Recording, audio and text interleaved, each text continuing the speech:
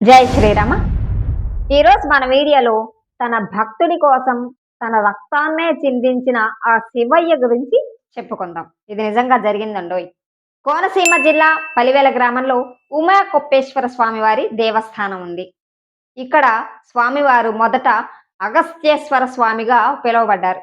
ఎందుకంటే ఒకసారి అక్కడ అగస్త్యముని తపస్సు చేసుకుంటూ ఉంటారు. మునులు ఋషులందరూ కూడా హడావుడిగా వెళ్ళిపోతూ ఉంటారు. అప్పుడు అగస్త్యుడు అడుగుతారు వాళ్ళని, ఏంటి హడావుడి అంటే, ఈ రోజు శివపార్వతుల కళ్యాణం అని చెప్పి చెప్తారు. అవునా, అయితే నేను కూడా వస్తాను చూడటానికి అని చెప్పి ఆయన అడుగు తీసి అడుగు వేయబోతుంటే భూమి చాపలాగా చుట్టుకొని వచ్చేస్తూ ఉంటుంది. అలా వచ్చేస్తే ఎలా, ప్రమాదం కదా. అప్పుడు పైనుండి పరమేశ్వరుడు చెప్తారు, అగస్త్య నువ్వు అక్కడే ఉండు, రావాకలే, వివాహం అయిన తర్వాత మేమే మీకు దర్శనం ఇస్తాము అని చెప్పి ఆయన చెప్తారు. అప్పుడు అగస్త్యముని అంటారు, అయితే మీరు పసుపు బట్టలతో నాకు దర్శనం ఇవ్వండి స్వామి మీరిద్దరు అంటే సరే అంటారు. పెళ్ళైపోతుంది. తర్వాత పార్వతీ పరమేశ్వరుడు ఇద్దరు కూడా పసుపు బట్టల్లో ఆయనకు దర్శనం ఇస్తారు. అప్పుడు అగస్త్యముని అంటారు చాలా పొంగిపోయి, స్వామి మీరిద్దరు ఇక్కడే కొలువై ఉండండి అని చెప్పి అడిగితే అప్పుడు ఇద్దరు సరేనంటారు. అందుకనే అక్కడ ఒకే పీఠం పైన ఉమా కొప్పేశ్వర స్వామిగా వారిద్దరూ వెలసారనమాట. అలా కొంతకాలానికి ఆ ఆలయంలో ఒక పూజారి నియమించబడతాడు. ఆ పూజారి పూజ విషయంలో చాలా నియమంగా ఉంటాడు. కానీ ఆయన వేశ్యాలోలుడు. శివయ్యకి సంబంధించిన ఆ పూలని మొదట ఆయనకు సమర్పించకుండా తనకి ఉంపుడు గత్తె అయిన ఆవిడ దగ్గరికి వెళ్ళి ఫస్ట్ ఆవిడకి పెట్టి ఆ పూల దండలు ఆ పూల మాలలన్నీ ఆవిడకి పెట్టేసి తర్వాత శివయ్యకి అవి అలంకరిస్తూ ఉంటాడనమాట.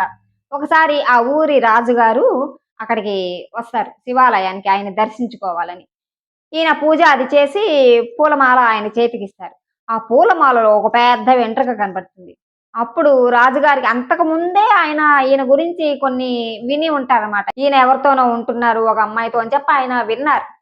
అయితే ఆ వెంట్రుక చూసి ఇదేంటి వెంట్రుక ఉంది ఇక్కడ అంటే అప్పుడు పూజారి అంటాడు, స్వామివారికి జటాజూటం ఉంది, ఆయనకి వెంట్రుకలు ఉన్నాయండి, ఆ వెంట్రుకలు ఇవి అంటే, ఏది అయితే తీసి చూపించు అని చెప్పి అంటే ఆయన చెప్తాడు ఆలయ పూజారి, ఇప్పుడు అలంకరణ అంతా పూర్తయిందండి, రేపు ఉదయం రండి నేను స్వామివారికి చూపిస్తాను ఆ జటాజూటం అని చెప్పి చెప్తాడు. సరే రాజు వెళ్ళిపోతాడు. అంతే ఈయనకి గుండెల్లో గుబేల్మని రాయబడినట్లు అయిపోతుంది. ఆయనకేమో జటాజూటం లేదు, మరి ఈ దండలోనేమో వెంట్రుకొచ్చింది, ఇప్పుడు ఎలా, లేకపోతేనేమో రాజు ఈయన శిరస్సు ఖండించేస్తాడు. ఇదేంట్రా బాబు నా చావుకొచ్చేసింది మొత్తం అని ఇంకా ఆయన కాళ్ళ మీద పడి శివయ్యని ఆ రాత్రంతా నన్ను రక్షించు స్వామి, ఇంకెప్పుడు ఎటువంటి పొరపాటు చేయను, ఈసారికి నన్ను కాపాడు అని చెప్పి ఆయన పొద్దున అయ్యేంత వరకు కూడా ఆయన్ని పాదాలు పట్టుకొని వదలనే వదలడు శివయ్యకి, ఆ శివలింగం పట్టుకొని. సరే ఉదయం అవుతుంది, రాజుగారు వస్తారు ఆలయానికి.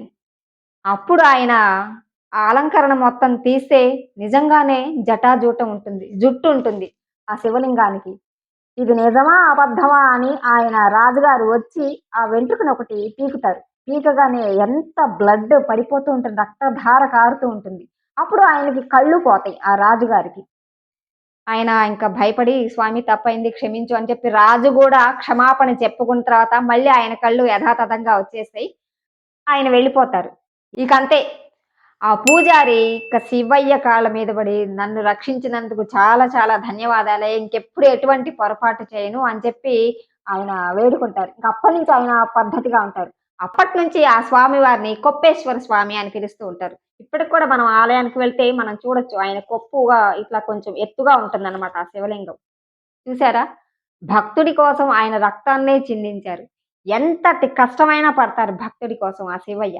వీడియో కానీ నచ్చితే లైక్ చేసి సబ్స్క్రైబ్ చేసుకోండి. మా ఛానల్ కూడా ఆదరించండి. ధన్యవాదాలు. జై శ్రీరామ.